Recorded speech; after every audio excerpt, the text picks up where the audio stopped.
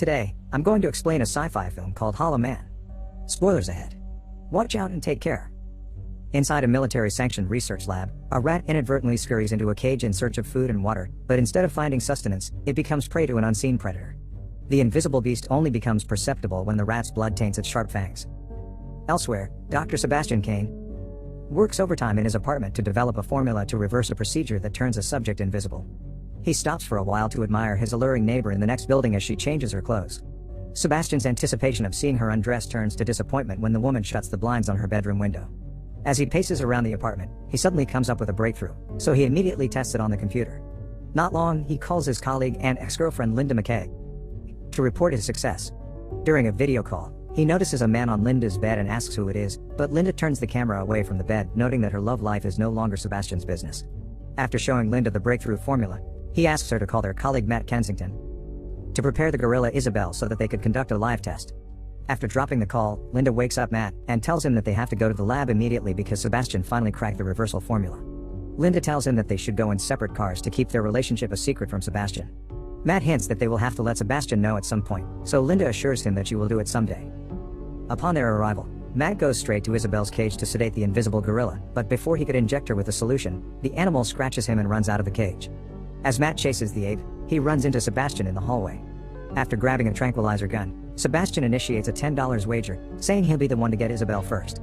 With the gorilla cornered, Matt shoots her with the tranquilizer, but he misses. Sebastian immediately follows up with one shot and hits the ape, knocking her unconscious. Dr. Sarah Kennedy, the lab veterinarian, suddenly barges in and confronts Sebastian about injecting the new formula into Isabel without even testing it. Sebastian argues that skipping the test will save them time. Linda interrupts their argument to tell Sebastian that the lab is ready.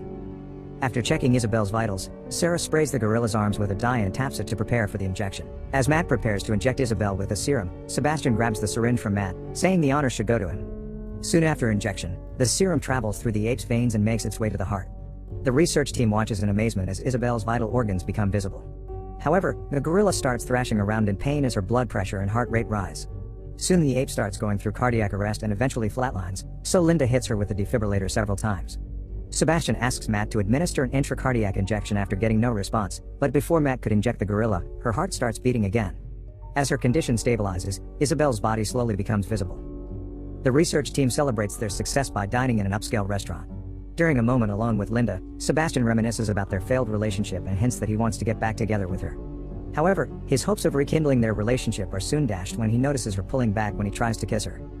Days later, Sebastian meets with an oversight committee at the Pentagon to report his findings.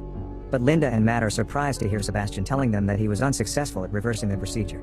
Sebastian tells the committee that the research team is close to finding a solution, but they still need more time. Dr. Howard Kramer, Sebastian's former teacher, praises his ingenuity and determination, but he warns Sebastian that the government can easily replace him if he doesn't show them any results soon. Sebastian tells Linda and Matt that he wasn't ready to let the military know about their success, fearing that the government will take over the project once they report their findings. Sebastian suggests conducting a test on humans without letting the government know.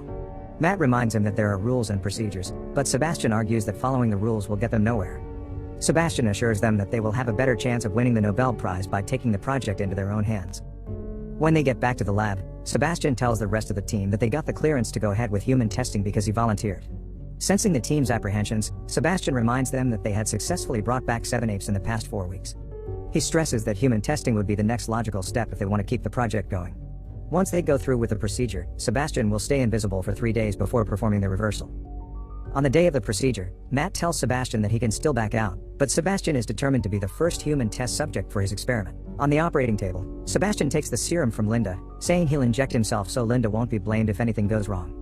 Soon after shooting the serum into his vein, Sebastian starts feeling a tingle in his arm. He suddenly starts thrashing around from the pain as his skin starts to vanish. Seeing his unstable heart rate, Carter Abbey, the emergency medical technician, immediately brings the defibrillator beside the operating table. But before they could shock him, his heart rate begins to stabilize even as he writhes from the pain. Soon, Sebastian loses consciousness while his body slowly turns invisible. After 17 hours, Sebastian finally wakes up.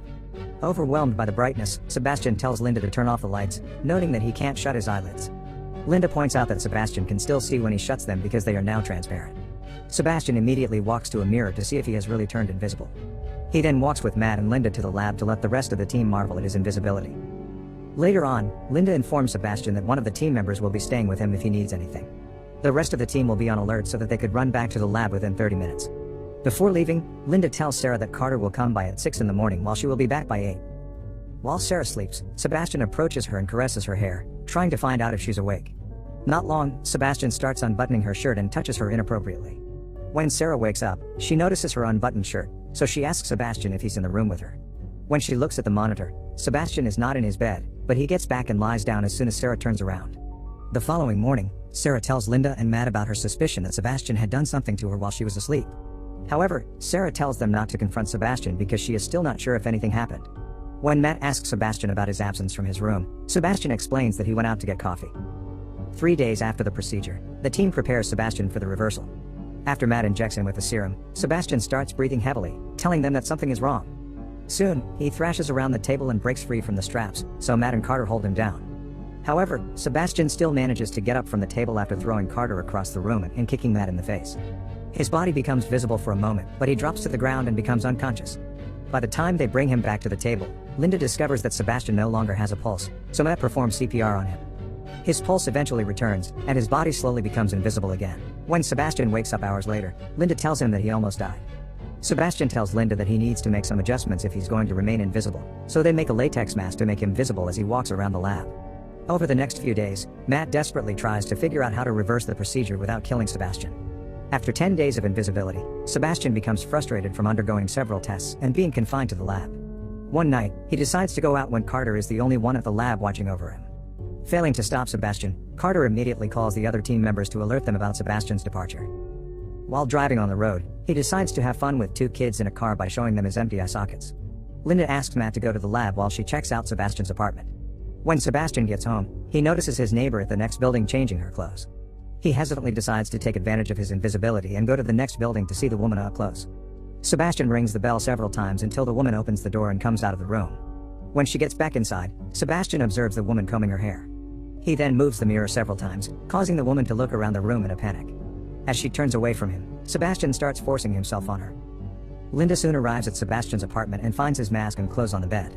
After having his way with his neighbor, Sebastian looks out the window and sees Linda in his apartment. He waits until Linda leaves before returning to his home. Back at the lab, Frank Chase, the lab technician, hands out tranquilizer guns to the rest of the research team as they prepare to look for Sebastian outside. Sebastian soon arrives and tells them that he only went home to pick up a few things. Linda tells him that she'll go straight to the committee if he tries leaving the lab again. Linda tells Matt about her concern that the invisibility has now started to affect Sebastian's mind because he has been invisible far longer than the animals. While Carter performs some physical tests on him, Sebastian confesses that he messed with a woman while he was outside, and he liked it. A few days later, Matt calls Linda to tell her that he had a breakthrough. However, the process breaks down during a simulation at the lab. Sebastian expresses his frustration to Linda that he cannot take advantage of his invisibility, adding that he has become a prisoner at the lab. When Linda tells him that he's not a prisoner, Sebastian points out that Linda can freely go outside and be with her boyfriend while he's stuck in the lab. Later that night, Sebastian grabs a piece of electronic equipment at the lab and installs it in the camera inside his room to run a video loop of himself sleeping on the bed. He decides to visit Linda's apartment and finds out that she's been dating Matt.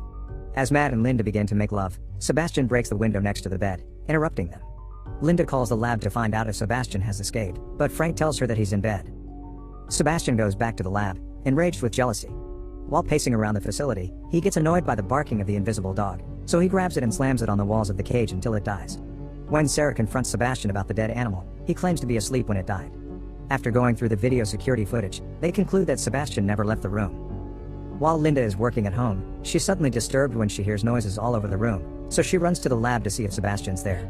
Linda sees him lying in bed on the video monitor, but she doesn't find him in his room. She realizes that he's been running a video loop of himself in bed, so she calls everyone in the team to get back to the lab. Meanwhile, Sebastian walks around the parking lot, observing the research team as they arrive. Matt and Linda visit Dr. Kramer to report Sebastian, but unbeknownst to them, Sebastian followed them there. After they leave, Sebastian attacks Dr. Kramer by the pool and drowns him. Dr. Kramer calls out to his wife for help, but by the time she gets to the pool, Dr. Kramer is already dead. When Linda arrives at the lab the next day, she tries to call Dr. Kramer, but she finds out that he drowned in the pool the previous night. She tries calling another member of the oversight committee, but the phone lines are suddenly disconnected. Matt and Linda try to leave the lab, but the security system won't let them use the elevator. Soon, the research team learns that their access codes inside the lab have been revoked. As the team starts searching for Sebastian, Janice Walton, the lab tech, falls behind while she grabs a thermal goggle. Sebastian suddenly appears at the door and strangles her with an IV line. She screams, but her voice is drowned out by the noise of the screeching animals in their cages.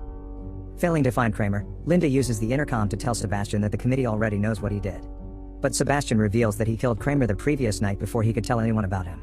Soon, the team realizes that Janice is missing.